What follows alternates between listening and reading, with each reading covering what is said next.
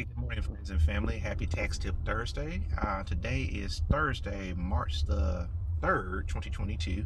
And this is Marklin Sigler with Better Tax Prep Services, LLC, doing business at Alabama Tax Prep Services. We are filing 2021 tax returns in this year, 2022. If you're interested in getting your tax return filed with us, feel free to give me a call or text me at 205-994-4012. Today is Tax Tip Thursday, and we're actually following up from last week's Tax Tip Thursday. That was like our first two-part Tax Tip Thursday. So we talked about common tax mistakes, the tax return mistakes that taxpayers make, and this is the second part. So you can check out the last week's video on that. But kind of diving right into it, the next item on the list is math mistakes. Math errors on a tax return are some of the most common mistakes. They range from simple addition and subtraction to more complex calculations.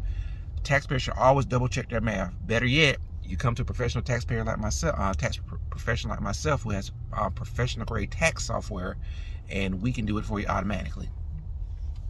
The next thing is figuring credits or deductions.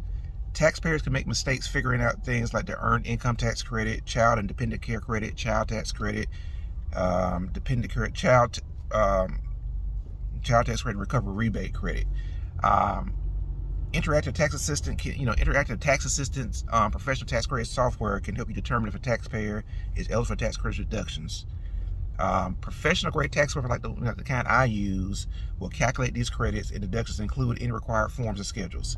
So, if you're doing it on your own, which I'm offering my service to do it for you, you should double check where items appear on final return before clicking the submit button. That's why all those guys are using TurboTax and like, oh, well, I put it on TurboTax and it didn't do this, and then that happens. People come in, well, I put it in TurboTax, I got this. I put it in my software, I get something different. But then again, I was also trained on doing the forms as well. All right. Next thing, incorrect bank account numbers. Taxpayers who do a refund should choose direct deposit. This is the fastest way for a taxpayer to get their money. However, taxpayers need to make sure they use the correct routing and account numbers in their tax return.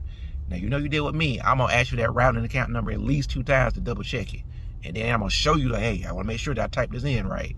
Because I understand that's a problem that nobody wants to have. All right?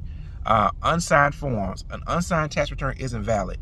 In most cases, both spouses must sign a joint return.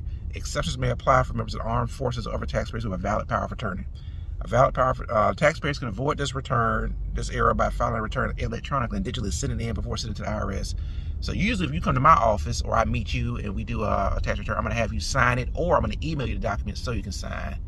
In any event, running short on time, but this concludes this week's edition of Tax Tip Thursday. Talk to you later. Peace.